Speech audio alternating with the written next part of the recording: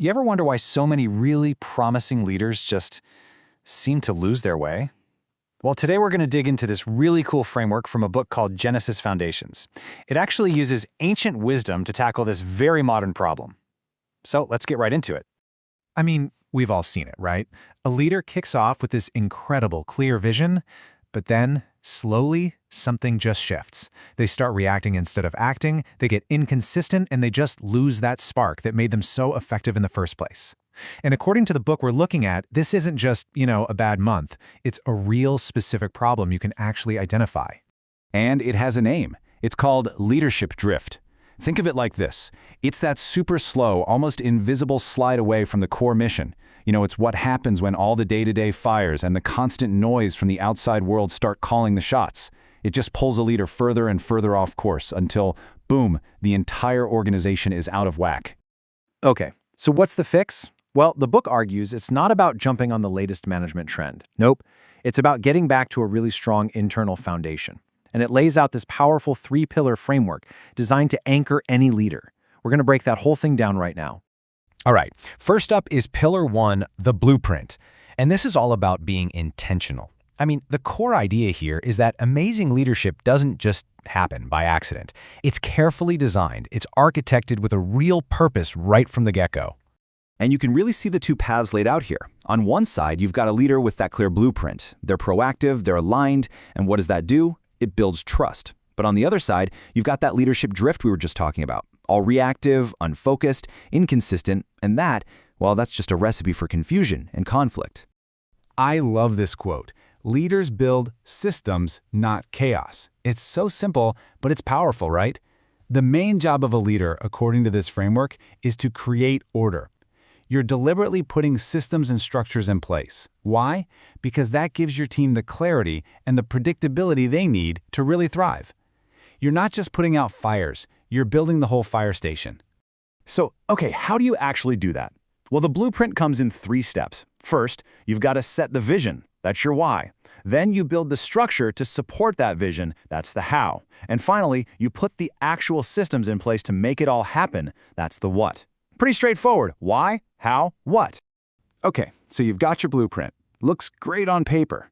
But what happens when everything inevitably goes wrong? Well, that brings us to Pillar 2, the Crucible. This is all about how a leader's foundation gets pressure tested by, reality. It's about how leaders are forged in the fire when things get really, really tough. And the first test is a total classic. The framework uses the story of Noah to talk about that constant battle, that tension between sticking to your mission, being obedient to the vision, and on the other hand, caving to public opinion and all that external pressure. And the big lesson here, it's all about resolve.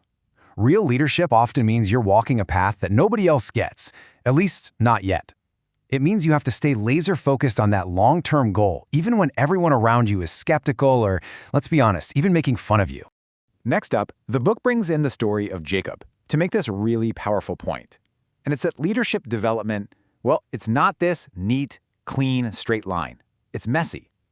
The argument here is that real transformation, whether it's personal or professional, just doesn't happen when things are easy. It's the pressure, the struggle that actually forces you to grow. But what if you're not the one in charge? This is a great one. The framework uses the story of Joseph to look at how you lead with influence when you don't have formal authority. I mean, this is for anyone out there who has to make a real impact but doesn't get to make the final call. And this all leads to what the book calls the Joseph model. It's basically a mix of 3 key things. First, you hold on to that long-term vision. Second, you practice strategic patience. You get that timing is absolutely crucial. And third, you're ready for decisive execution the second that window of opportunity opens. Vision, patience, execution. That's the model. But listen, the Crucible doesn't just test individuals. It tests entire teams. And this leads us to a really fascinating cautionary tale inside this framework. It's about the hidden danger of something that we all assume is always good, and that's unity. Yeah, the book makes a really critical distinction here. See, when a team is united around a shared purpose, a meaningful vision, you get aligned action, you get lasting impact. It's powerful. But, and this is the key, when a team is just united by ambition or just for the sake of being busy, without that guiding purpose, all you get is aimless activity that's doomed to fail. And this really hammers home a key point. A leader's job isn't just to keep everyone busy. It's not even just to keep them unified. The real job is to make sure all that energy, all that unity, is pointed in the right direction. It's about direction, not just activity. So, you've built the blueprint. You've survived the Crucible. What's left? That brings us to the final and maybe most important pillar, the legacy. This is where everything shifts. It's not about what a leader gets done while they're in charge, but what they leave behind for generations to come. And the ultimate goal here, it's not just success. It's something the author calls multiplication. What does that mean?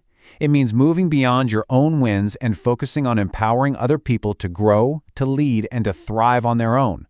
It's about creating this incredible ripple effect of skill and purpose. And the framework gives us a couple of great models for this. First, you have Abraham, who teaches us to follow a calling, even if it means leaving everything comfortable behind.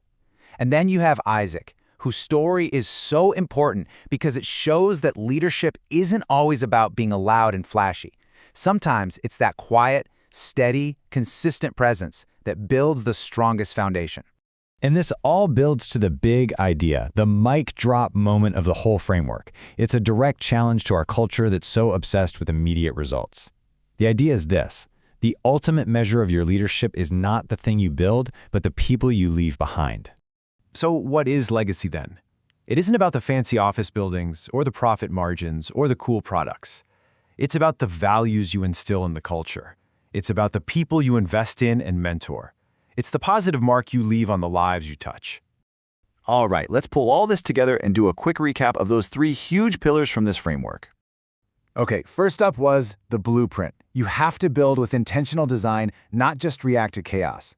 Then came the Crucible. This is where you grow through crisis and pressure. It's what forges you as a leader. And finally, the legacy, where the goal isn't just to succeed, but to multiply your impact by building up others. And all of this leaves us with one final, and I think pretty challenging question to think about. In your own life, your own leadership journey, what's the balance between what you're building right now and what you're leaving behind? It's a big one.